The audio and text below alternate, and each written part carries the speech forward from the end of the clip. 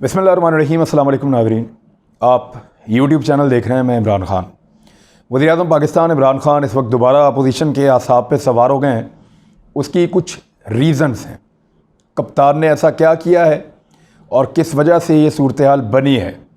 देखें, एक तो इस्टेब्लिशमेंट की तरफ से बिल्कुल सर्द मोहरी है, बिल्कुल खामोशी है, वहाँ से कोई जवाब नहीं आ रहा, ना PMLN के मुज़ामत वालों को, ना PMLN के मफामत वालों को, दोनों को कोई जवाब नहीं मिला।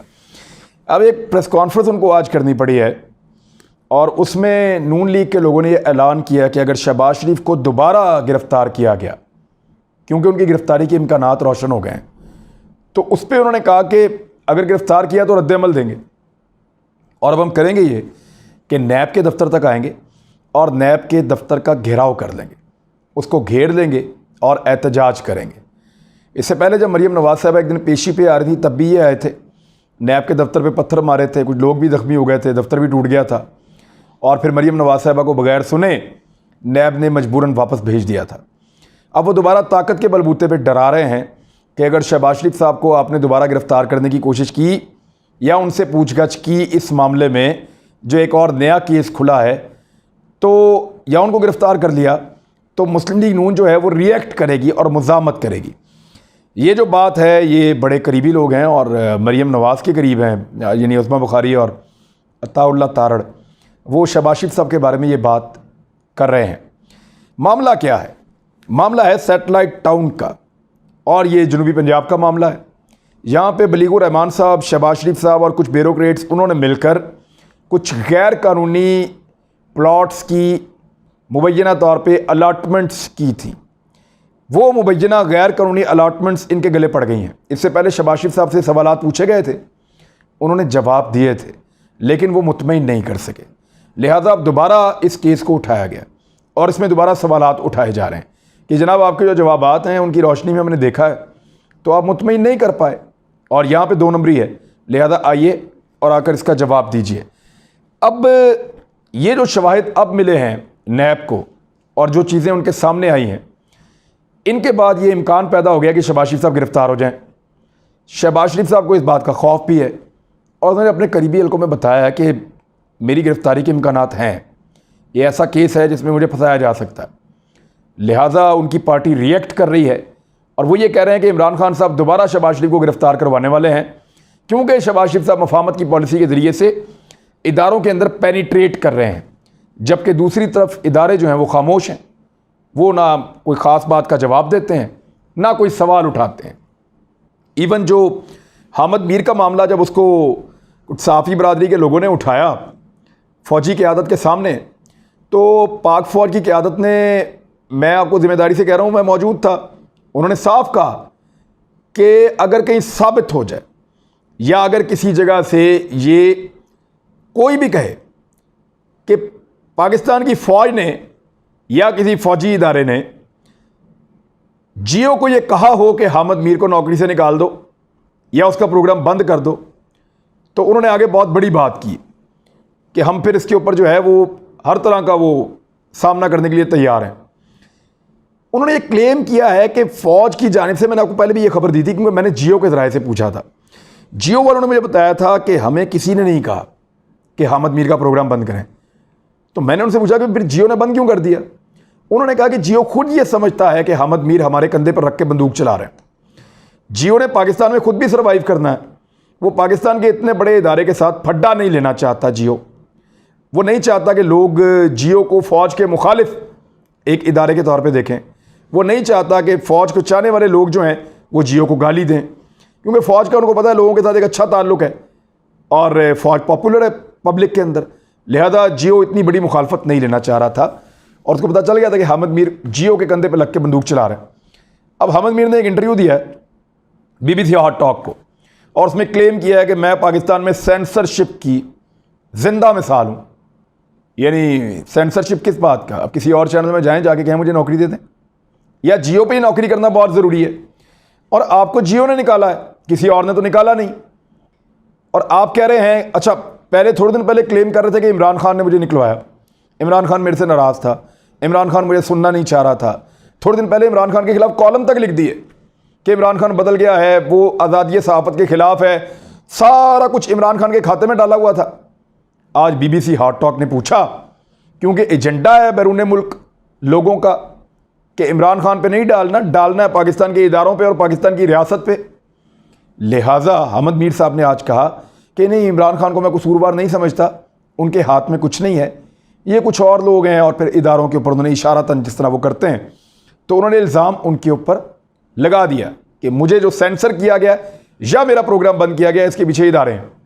ये अहमद मीर साहब ने ये तासुर दिया कि इमरान खान नहीं है, कुछ और ताकतें हैं, और वो ताकतें जो है वो इदारों की तरफ उनका इशारा था। यानी पहले कुछ कह रहे थे, अब कुछ कह रहे हैं। लेकिन फौजी क़यादत की तरफ से बड़ा कैटेगोरिकल स्टेटमेंट है कि जनाब, हमने कभी भी नहीं कहा, और जियो ने खुद इसको मेरे सामने तस्लीम किया था, मैंने अपने सोर्सेज से आपको बताया था कि किसी ने भी उनका प्रोग्राम बंद नहीं करवाया। खुद जियो और जंग ने उनको बैन कर दिया कि जनाब ये अभी हमारे ऊपर ज़्यादा बोझ डाल रहा है आदमी, फ़िलहाल इससे जान छुड़ाई जाए। अच्छा, अब एक और चीज़ है, मौलाना फजलुर रहमान साहब बहुत खौफजदा हो गए हैं। एक बात मौलाना फजलुर रहमान साहब ठीक कह रहे हैं, मैं पहली दफ़ा उनसे इत्तफाक कर रहा हूँ, क्योंकि ये जो घरेलू तशद्दुद के ऊपर एक बिल आया ना, उस पर मौलाना फजलुर रहमान साहब ने कुछ तहफ़्फ़ुज़ात शो किए हैं, उस पर मेरे भी तहफ़्फ़ुज़ात हैं।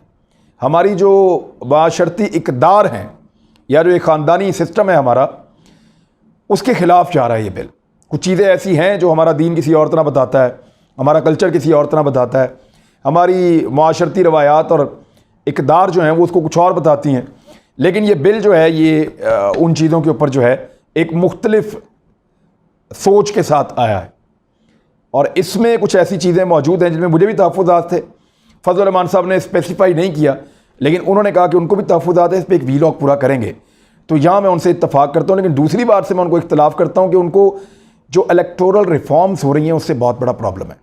फजल रहमान साहब को ये पता है कि अगर इलेक्टोरल रिफॉर्म्स हो गई, अब उनके अंदर क्या चीज़ें हैं, नंबर 1 इलेक्ट्रॉनिक वोटिंग मशीन, जिसमें साथ पेपर ट्रेल भी आती है, और वो मैं आपको समझाऊंगा आने वाले वीलॉग में।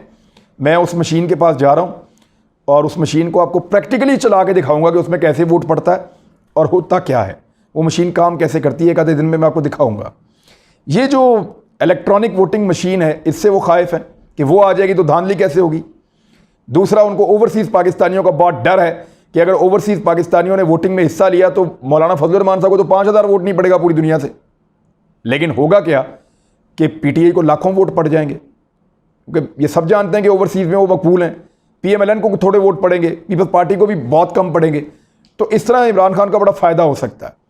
तो दूसरी ये चीज़ है जिससे वो खाइफ हैं। और कुछ और इलेक्टोरल रिफॉर्म्स हैं जो मौलाना फजलुर रहमान साहब को पसंद नहीं है। वो नहीं चाहते कि इलेक्टोरल रिफॉर्म्स हों, और इसकी वो कह रहे हैं कि हर सतह के ऊपर हम मुखालफत करेंगे, और एहतजाज का प्लान भी वो बना रहे हैं। अब एक मैं आपको तस्वीर दिखाता हूँ, ये तस्वीर आप देख लीजिए और इसको जहन में रख लीजिए। इसके ऊपर बड़ा तफसीली हमने काम करना है आने वाले दिनों में।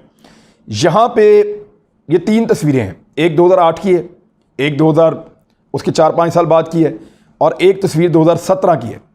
2008 से लेकर 2017 तक किसका दौरे हुकूमत था लाहौर में, पंजाब में? शहबाज शरीफ साहब का था। इन 10 सालों के अंदर लाहौर का 70% ग्रीन एरिया, जो ग्रीन कवर था, वो ख़त्म हो गया।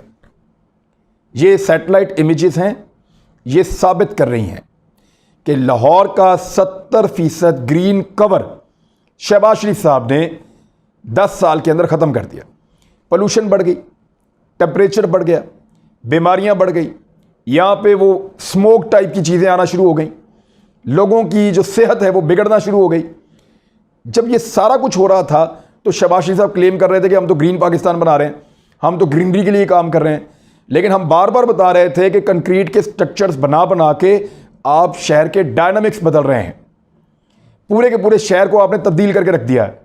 और अब ये सैटेलाइट इमेजेस, इनकी जो तस्वीरें निकाली गई हैं और जो एक प्रेजेंटेशन आपके सामने मैं रख रहा हूँ, ये 3 तस्वीरें ये साबित करती हैं कि 2008 से 2017 तक 10 साल में 70% हरा इलाका, सब्ज एरिया लाहौर का, वो अनफॉर्चुनेटली बदकिस्मती से ख़त्म कर दिया गया। और अब दोबारा काम शुरू किया गवर्नमेंट ने। लेट्स सी कि ये 5 साल में क्या कर पाएंगे, वो भी हम देखेंगे बाद में जब सैटेलाइट इमेजेस आएंगे। तो 2017 से 2022-23 का मुवाजना करेंगे, वो भी आपको दिखाएंगे। अब आ रहे हैं अफगान सफ़ीर की बेटी का मामला। ये भी अब मामला मुकम्मल हल हो गया। अफ़गानिस्तान से एक वफ़द आया, पाकिस्तान के इदारों ने उनको हर जगह की सैर कराई, हर उस एरिया में लेकर गए, हर उस जगह पर लेकर गए जहाँ पे उस दिन अफ़गान सफ़ीर की बेटी गई थी।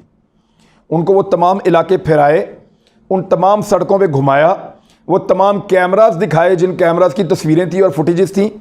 उनको दिया क्या क्या, एक तो मुकम्मल शवाहिद फ्राहम किए, जगहों का दौरा करवाया, वो तस्वीर फ्राहम की जो लड़की की थी जहाँ जहाँ पे गई, जिस जिससे वो मिली, वीडियोस फ्राहम की जहाँ जहाँ पे गई, जिस जिसको वो मिली, फोरेंसिक डाटा फ्राहम किया जिसमें उसके मोबाइल फ़ोन का डाटा था, उसकी लोकेशंस का डाटा था, वो कहाँ जा रही, कहाँ से आ रही, वो सारा डाटा था, किसको मिल रही है वो भी डाटा था, किस किस को टेलीफोन किया वो भी डाटा था, किस किस बंदे को मिलने गई वो भी था, ये भी बताया।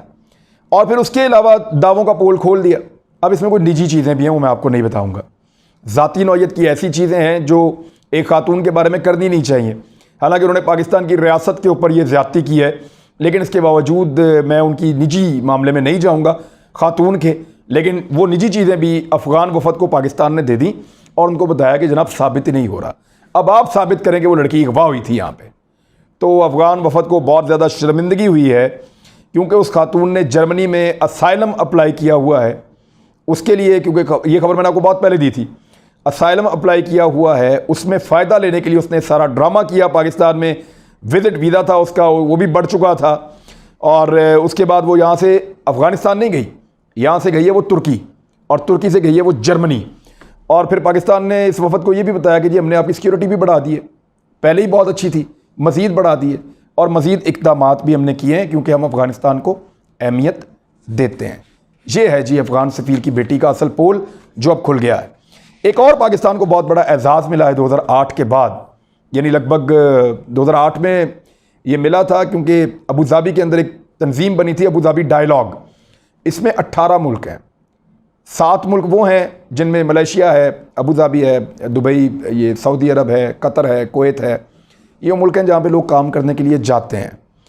और 11 मुल्क वो हैं जहाँ से ज़्यादातर लेबर काम करने के लिए जाती है, पाकिस्तान, अफ़गानिस्तान, बांग्लादेश, नेपाल, इंडिया, चाइना, उसके अलावा वियतनाम, फिर साथ उसके थाईलैंड है।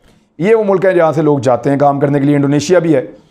तो एक तंजीम बनी है वर्कर्स के हुकूक के लिए, मेहनत कशों के तहफ़्फ़ुज़ के लिए। उसकी 2 साल के लिए सरबराही जो है वो पाकिस्तान को दे दी गई है। पाकिस्तान 2 साल से कोशिश कर रहा था पाकिस्तान को सरबराही मिले और पाकिस्तान काम कर सके अपनी कम्युनिटी के लिए, बाकी लोगों के लिए। इंडिया इसकी मुखालफत कर रहा था, और इंडिया आपको पता है हर जगह पे पाकिस्तान के खिलाफ लॉबिंग करता है, कोई मौका हाथ से जाने नहीं देता। लेकिन अल्हम्दुलिल्लाह पाकिस्तान को इसकी सरबराही मिल गई है। भारत ने भरपूर मुखालफत की, और इसमें जो अहम तरीन रोल था उन लोगों को ज़रूर मुबारकबाद मिलनी चाहिए, वो हैं ओवरसीज़ पाकिस्तानी। ओवरसीज़ पाकिस्तानियों ने बड़ा अहम रोल प्ले किया है, बड़ा अहम किरदार अदा किया है पाकिस्तान को ये सरबराही दिलाने में। बहरहाल पाकिस्तान को ये सरबराही मिल गई है, और पाकिस्तान आने वाले 2 सालों में इफ़ेक्टिवली जो पाकिस्तानी लेबर है, जो पाकिस्तानी लोग हैं ख़ास तौर पे उनके लिए, और जो बाकी लोग हैं अमूमन उनके लिए भी पाकिस्तान जो है वो काम करेगा। ये एक ऑनर है जो पाकिस्तान को मिला है। इमरान खान साहब के दौरे हुकूमत में दोबारा आ गया हमारे पास, तो एक अपोजिशन के आसाब पे इमरान खान साहब सवार होते चले जा रहे हैं, और ये प्रेशर बढ़ेगा आने वाले दिनों में, ये प्रेशर बढ़ेगा और बहुत ज़्यादा बढ़ेगा, क्योंकि इंतखाबात करीब आते चले जाएंगे। जैसे जैसे इंतखाबात करीब आएंगे वैसे वैसे अपोजिशन के ऊपर दबाव बढ़ेगा, और जैसे जैसे एस्टेब्लिशमेंट मुंह नहीं लगाएगी और खामोश रहेगी वैसे वैसे अपोजिशन की फ्रस्ट्रेशन भी बढ़ेगी। ये चीज़ें आप देखते रहेंगे, हम आपको रिपोर्ट करते रहेंगे। अब तक के लिए इतना ही, अपना ख्याल रखिएगा, अपने इस चैनल का भी। अल्लाह हाफ़िज़।